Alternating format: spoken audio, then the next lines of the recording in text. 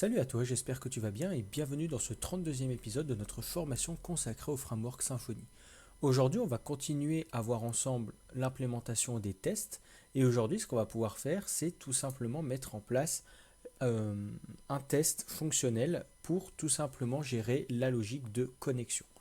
Donc, ce qui va être important en fait dans ces tests, c'est qu'on va tester qu'est-ce qui se passe si la connexion fonctionne, qu'est-ce qui se passe si la connexion ne fonctionne pas. Donc ce qu'on va faire tout d'abord, c'est qu'on va faire un petit php bin slash console make test. Là, il va nous dire quel type de test on veut. On reste sur des web test cases. Et ici, il va nous dire où est-ce qu'on le veut. Ici, on va dire qu'on le veut dans functional. Je ne sais pas si je dois mettre le chemin en entier. Donc, on va mettre app test functional. Et on va mettre login test. Il nous le crée avec succès. On va tout de suite aller voir ce qu'il nous a créé. Et il nous a créé ceci. Nous, ce qu'on va faire déjà, c'est changer le nom de la méthode. Et on va faire un test if login is successful. Voilà. Donc, qu'est-ce qu'on va vouloir faire, nous, déjà? Déjà, on va vouloir créer le client. Ça reste quelque chose que l'on fait. On a l'habitude maintenant. Donc, c'est ce qu'on va vouloir faire. On va vouloir se rendre sur la route. Alors, d'habitude, je fais comme ça. Là, je vais te montrer une façon un peu mieux de faire ça. On va utiliser notamment l'URL generator. Donc là, on va marquer get route by URL generator. Voilà.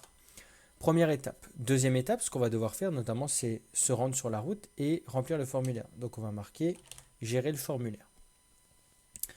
Ensuite, ce qu'on va vouloir faire tout simplement, c'est soumettre le formulaire et voir ce qui se passe après. Donc une fois qu'on s'est connecté, qu'est-ce qui se passe? Nous, une fois qu'on s'est connecté, ce qui se passe, c'est qu'on va pouvoir justement aller sur la page d'accueil tout simplement. Ça nous renvoie sur la page d'accueil. Donc là, on va marquer redirect plus home.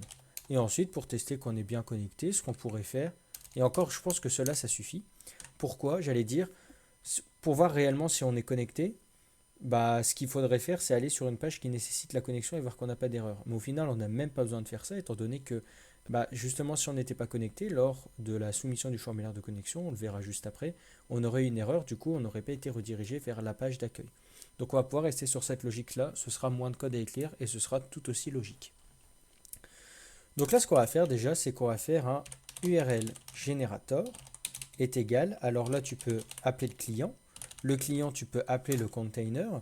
Et le container, donc justement le container de service, comme on l'a vu ensemble lors de ma vidéo sur les services. Et tu vas pouvoir faire un get. Et là, tu vas pouvoir get justement router. Donc si tu ne sais pas à quoi ça fait référence, tu peux taper la commande php bin/console debug auto wiring. Et du coup, tu vas voir qu'il y a un composant, plutôt un service qui s'appelle router. Et c'est ça qu'on va appeler. Donc ce qu'on va faire ici, c'est enlever ça et on peut même faire un petit truc comme ça. Var URL generator interface et on va mettre URL generator. Comme ça, on va avoir accès à toutes les méthodes. Un abonné qui m'a dit ça, c'est vrai que je n'ai pas fait le rapprochement, vu que je le fais souvent en plus, mais c'est pour ça que des fois on a des petites erreurs parce qu'il ne sait pas qu'on a affaire justement à cet objet. Du coup, bref, au moins, bonne pratique, on met ça en place. Une fois qu'on a ça, qu'est-ce qu'on va faire? On va tout simplement créer un crawler qui sera égal justement au client qui fait une requête. Et ce client, il va faire une requête notamment avec la méthode get, car on veut simplement aller sur une page. Et au lieu de rajouter l'URL en dur, on va pouvoir mettre ici un URL generator. On va mettre un generate. Et ensuite, on va tout simplement lui dire d'aller sur security.login. Donc jusque-là, rien de bien compliqué. Hop, alors, c'est mieux si je mets un point virgule, voilà. Rien de bien compliqué, car étant donné que si on va ici dans le security controller, notre route pour la connexion, c'est bien security.login. Donc c'est bien ça qu'on lui renseigne. Une fois qu'on a fait ça, on va pouvoir justement s'occuper du formulaire. Donc au niveau du formulaire, on va faire un form est égal à, et là, on va faire crawler. Et là, on va récupérer le formulaire par justement son nom. Donc on va mettre form et on va mettre name égale login. On peut même ça c'est inutile. Alors, je ne sais plus comment j'avais fait, on va regarder tout de suite ici. Voilà. Donc là, tu vois, je récupère le formulaire au niveau du bouton. En gros, je récupère le bouton et je récupère le formulaire qui est relié à ce bouton. On peut également faire de la manière suivante, c'est-à-dire faire un filter et récupérer uniquement le formulaire avec le nom voulu. À la suite de ça, on peut appeler form et ici lui renseigner l'ensemble des paramètres. Donc moi ici j'en ai deux. J'ai username. Alors attention, c'est pas username mais underscore username. Si on va sur SimRecipe, qu'on va sur connexion et qu'on fait inspect, ici on va voir que c'est bien underscore username. Alors pourquoi c'est underscore? Tout simplement parce que c'est quelque chose qui se veut, on va dire, privé. Je ne sais pas trop comment expliquer ça. C'est par exemple un fichier qui n'est jamais appelé directement mais qui est appelé par d'autres fichiers. On va avoir tendance à mettre un underscore devant pour montrer en fait qu'il est privé et qu'il n'est pas appelé directement. Là c'est pareil pour username et password, étant donné qu'ils ont des getters, Symfony, je mets directement l'underscore devant. Bref. Une fois qu'on a fait ça, on va lui dire, donc on a un compte qu'on connaît bien, c'est admin@simrecipe.fr. Au niveau du password, c'est pareil, et les mots de passe de toute notre application, c'est password. Voilà. Une fois qu'on a fait ça, on va lui dire justement de submit le formulaire. Donc jusque-là, rien de bien compliqué. Une fois qu'on a fait ça, hop, une fois qu'on a fait ça, on va vouloir tout simplement, donc ça je vais supprimer, voilà, et ça aussi on sait ce qu'on doit faire. Du coup déjà je vais lui dire, maintenant que tu as soumis le formulaire, qu'est-ce que tu as comme réponse? Qu'est-ce que tu as comme statut réponse? Donc c'est assert response statut code, voilà.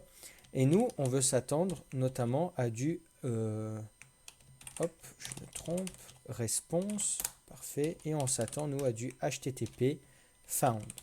Donc du HTTP found, pardon, qui est d'une 302, ça veut dire qu'on s'attend à une redirection. Car en effet, quand on va soumettre le formulaire de connexion, on va être redirigé vers la page d'accueil. Une fois qu'on a fait ça, on va dire au client justement, il y a une redirection, donc tu vas suivre la redirection. Et nous ensuite, tout ce qu'on a à faire, c'est lui dire de regarder si la route est pareille que celle que l'on va passer, à savoir home.index. Si on fait ça, donc avant de lancer, je te montre vite fait le petit makefile que j'ai fait. Donc si tu ne connais pas, tu fais une recherche rapide, tu verras. Mais en gros, un makefile, c'est simplement quelque chose qui va nous permettre d'avoir, d'imbriquer en fait plusieurs commandes pour éviter de tout taper dans le terminal. Donc là, tout simplement, ce que je fais, c'est que je drop la base de données. On pourrait même mettre un if exist ici. On va mettre un if exist. Je vais drop la base de données, ensuite je vais la recréer, ensuite je vais migrer les migrations, envoyer les fixtures et ici un php bin/php unit sur les tests unitaires puis fonctionnels. Et j'ai rajouté ici testdocs qui en fait tu vas voir en fait, ça va permettre d'avoir un visuel bien plus agréable pour vérifier quels tests sont passés ou non. Et bien sûr, on précise ici que tout se passe dans l'environnement de développement. Donc tu vas dans ta console et tu fais un make test. Et là, il va tout lancer. Hop. Et là, tu vas voir qu'on a une erreur. Là, il nous dit invalid argument exception, the current node list is empty. Donc en gros, ça veut dire qu'à la ligne 20, il ne trouve pas notre formulaire. Donc pourquoi il ne le trouve pas? Et c'est justement pour ça qu'on fait des tests, c'est ça qui est très intéressant. On va aller dans template, on va aller dans page, dans, où est-ce qu'il est? Security, login. Et là, on voit justement que nous, on veut le rechercher par rapport notamment à son nom. Le problème, il n'a pas de nom. Donc ça, c'est un gros problème parce que généralement, on met un nom au formulaire. C'est une bonne pratique. Donc ce qu'on va faire tout simplement, c'est mettre un name login. Ça, c'est des petits trucs qu'on peut oublier, notamment quand on développe. Et c'est notamment à ça que servent les tests. Hop, on va relancer, voir si ça corrige le problème. Et attention, ça corrige bien le problème. Donc à ce niveau-là, on est bon. Donc ici, on peut voir, hop, je vais le relancer vite fait. On peut voir du coup que notre if login is successful est passé. Donc il y a 4 traces qui sont passés, donc celui-là, celui-là et celui-là. D'ailleurs, il faudrait que je renomme celui-ci. Et on peut voir également qu'il y a 15 insertions qui sont passées. C'est-à-dire que toutes les insertions qui sont ici, à savoir celle-ci et celle-ci, sont passées. D'ailleurs, tant qu'on y est, on va renommer ça en test if submit contact transform is successful. Voilà. Maintenant qu'on a fait ça, on va vouloir tester justement, est-ce que tout simplement, en fait, si on met un mauvais mot de passe, par exemple, qu'est-ce qui va se passer? Est-ce que c'est un comportement qu'on contrôle? Alors oui, nous, c'est un comportement qu'on contrôle, justement. Si par exemple, moi, je mets admin@simrecipe.fr et que je mets password, hop, là, on voit qu'on se connecte. Donc ça, on vient de le vérifier, ça fonctionne. Maintenant, si je mets admin simrecipe et que je mets password underscore, on contrôle le comportement. Il nous dit qu'on a un invalide credentials. Donc, ça veut dire qu'on a des identifiants qui sont invalides. Donc ça, on peut le vérifier. Donc, comment on va le vérifier?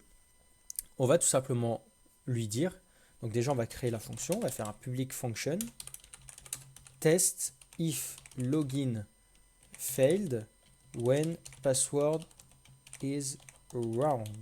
Voilà, très bien. Une fois qu'on a fait ça, on va faire comme d'habitude, hop, on va reprendre tout ça, hein. Voilà, hop. On va reprendre tout ça, sauf qu'ici, on va mettre un password underscore. On va même prendre ça. Ensuite, ce qu'on va faire... Ouais, on va tout reprendre, hein. On modifiera, hop. Donc là, qu'est-ce qui change? C'est pareil, on va sur la même URL, sauf que là, le mot de passe est différent. Donc, qu'est-ce qu'on veut faire? On soumet toujours le formulaire et on s'attend à avoir le même code de réponse, c'est-à-dire une redirection. Donc, Symfony va nous rediriger en fonction de si on est connecté ou pas connecté. Il va nous rediriger à des endroits différents. Ici, il va nous rediriger sur la page login, vu qu'on n'a pas réussi à se connecter. Donc, on va follow la redirection et on va lui dire qu'en fait, on doit être toujours sur security.login. Et si tu as vu en plus, je te remonte, qu'est-ce qu'on a? Invalid credentials. Donc ça, on va pouvoir le vérifier aussi. Donc ça, on va simplement faire un des assert selector text contain. On va lui dire que nous, on pointe le selector div alert danger. Et ce dernier, donc cette div, doit contenir invalid credentials. Point. Voilà.